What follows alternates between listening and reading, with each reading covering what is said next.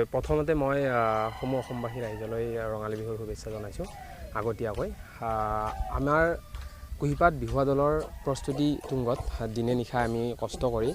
এজাক তৰুণ তৰুণীয়ে মিলি কষ্ট কৰি আছোঁ আৰু এই কষ্টৰ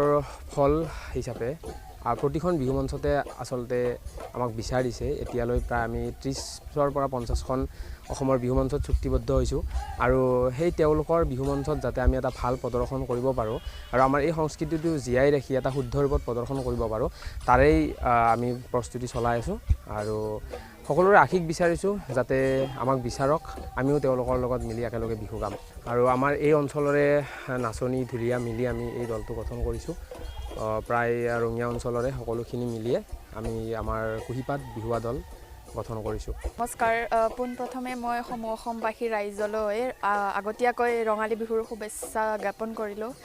আখৰা চলিছে ভালেই বিহুৰ প্ৰস্তুতিৰ কাৰণে বিশেষ তেনেকৈ একো ক'ব লগা নাই আপোনালোকৰ ৰাইজৰ আশীৰ্বাদ বিচাৰিছোঁ সেয়ে